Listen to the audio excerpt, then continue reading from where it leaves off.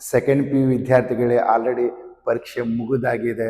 ಒಂದು ಕಡೆ ನೋಡಿದರೆ ಬಿಸಿಲು, ಇನ್ನೊಂದು ಕಡೆ ನೋಡಿದರೆ ಬಡತನ.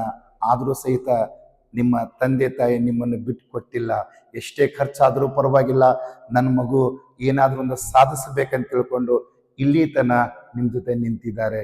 ವಿದ್ಯಾರ್ಥಿಗಳೇ, ಒಂದು ವೇಳೆ ಈ ಪರೀಕ್ಷೆ ಮುಗಿದ ನಂತರ ನಾವು ಏನಾದರೂ ಉಳಿದಿರುವಂಥ ಸಮಯವನ್ನು ಹಾಳು ಮಾಡಿದರೆ ಆ ಕನಸು ನನಸಾಗುತ್ತೇನೆ ವಿದ್ಯಾರ್ಥಿಗಳೇ?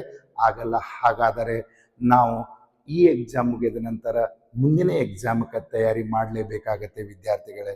ಏಕೆಂದು ಕೇಳಿದರೆ ಮುಂದಿನ ಸೀಟ್ ಹಂಚಿಕೆ KCET, ನೀಟ್ ಮತ್ತು ಪ್ರಾಕ್ಟಿಕಲ್ ಅಗ್ರಿ ಆಧಾರದ ಮೇಲೆ ಮುಂದಿನ ಸೀಟನ್ನು ಹಂಚಿಕೆ ಮಾಡ್ತಾರೆ ವಿದ್ಯಾರ್ಥಿಗಳೇ. ಹಾಗಾದರೆ ಈ ಸಮಯವನ್ನು ಸರಿಯಾಗಿ ಉಪಯೋಗಿಸಿ ಏನು ಕನಸು ಕಟ್ಟಿಕೊಂಡು ಕುಂತಿದಾರಲ್ಲ ಅವರಿಗೆ ಏನಾದರೂ ಒಂದು ಕಾಣಿಕೆ ಕೊಡಬೇಕಾದ್ರೆ ಈ ರ್ಯಾಂಕಿನಿಂದ ಕೊಡೋಣ.